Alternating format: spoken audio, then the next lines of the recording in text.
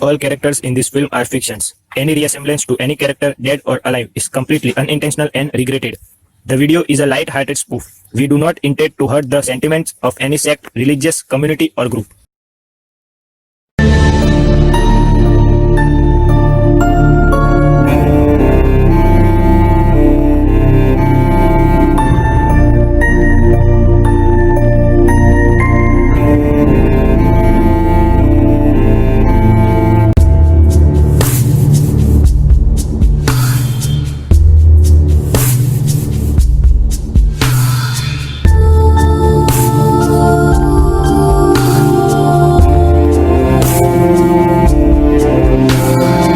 Hello Vishal, मैं doctor Dhiren Mehta बोल रहा हूँ और मुझे आपसे अतुल के बारे में बात करनी है। देखो, एक तुम ही हो जो उसकी मदद कर सकते हो।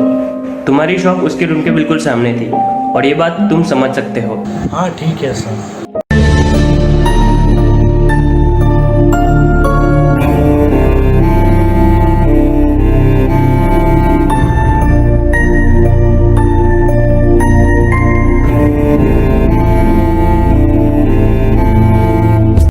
और इस वक्त उसकी हालत ठीक नहीं है, उसकी फैमिली भी उदास है और मैंने सुना था तुम्ही ने उसे बचाया था, तो मुझे शुरुआत से बताओ क्या हुआ था। हाँ सर, मैं आपको सब बताता हूँ। सर, मैं एक फार्मासिस्ट हूँ। मेरी दुकान के सामने ही एक चॉल है और वही एक छोटे से कमरे में रहता था तो वो सिविल सर्विस की एग्ज़ाम के प्रिपरेशन के लिए यहाँ पर आया था।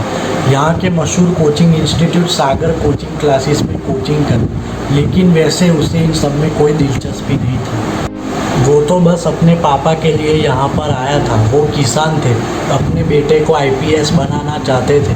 कई लोगों से पैसे उधार लेकर उसे यहाँ पर भेजा था। कई उम्मीदें थी सर अतुल से। घर के हालात वही सुधार सकता था। घर की हालत देखकर वो कुछ नहीं बोला और सीधा यहाँ पर आ गया। तुम्हें क्या लगता है हालात कब बिगड़े? जब आया तब ठीक ही था। रोज़ मेरी दुकान पर आकर मुझसे तरह तरह के सवाल करता था, लेकिन पिछले कुछ दिनों से वह काफ़ी उदास रहता था।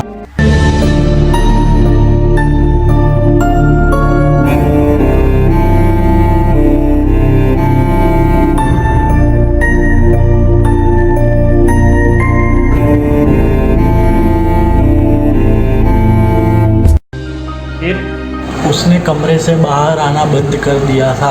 पिछले 10 दिनों से वो कोचिंग क्लासेस भी नहीं गया। जैसे जैसे एग्ज़ाम नज़दीक आ रही थी वो और परेशान हो रहा था। रोज़ मेरी दुकान पर आकर सिर दर्द की गोलियां मांगता था। कुछ दिन से लग रहा है जैसे मैं बदल रहा हूँ, लेकिन मैं जानता नहीं कि इसकी वजह क्या है। लेकिन मैं शायद अपने आप से अलग हो रहा हूँ। लोगों की कितनी उम्मीदें तोड़ दूंगा अगर इस एग्ज़ाम में मैं पास नहीं हुआ तो। गांव जाकर पापा को क्या मुंह दिखाऊंगा।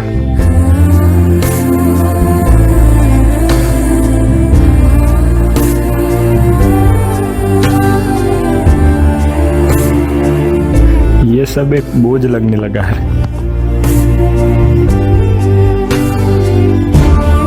कितने दिन से? 10 दिन से।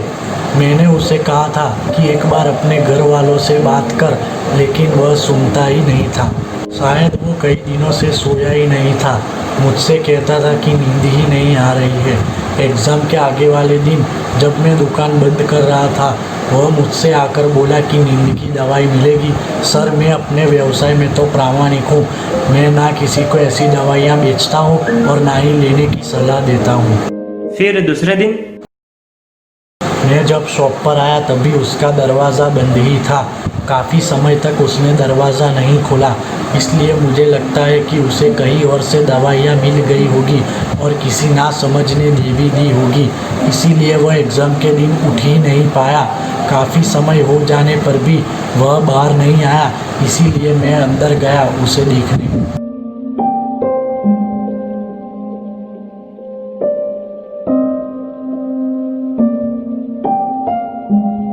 अगर उस दिन तुमने समय पर दरवाज़ा नहीं खोला होता तो उसका बचना मुश्किल था। Thanks a lot. तुम्हारी इस इन्फॉर्मेशन के बाद उसकी काउंसलिंग करने में मुझे आसानी होगी।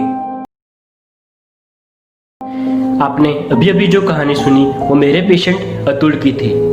आपने भी अपने लाइफ में कभी ना कभी डिप्रेशन फेस किया होगा। एक अजीब सा ही तनाव लगने लगता है। इस कंडीशन में हमें किसी भी चीज़ में मन नहीं लगता, हम सिर्फ और सिर्फ उदास रहते हैं। चाहे कुछ अच्छा हो रहा हो या चाहे कोई खुशी का माहौल हो, फिर भी हम उदास रहते हैं। हमारी नींद कम हो जाती है। डिप्रेशन हमारे साथ बुरा हो तभी हो, ये जरूरी नहीं है। डिप्रेशन किसी के साथ भी हो सकता है। डिप्रेशन होने की दो वजह है, एक तो है सेरोटोनिन, नॉरएपिनेफ्रिन एंड डोपामाइन की कमी के कारण, एंड सेकंड है साइकोलॉजिकल कॉज।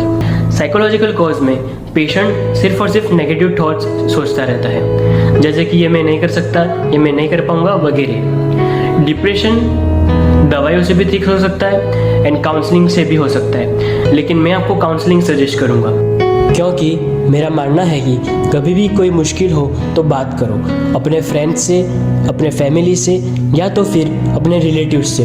कभी कभी मन में रह गई बातें हमें ऐसी राह पे ले जाती है जो हमारे लिए ठीक नहीं होती। तो बात करो। बात करने से उस परेशानी का हल मिल जाता है, या तो फिर उस परेशानी से लड़ने के लिए कोई राह।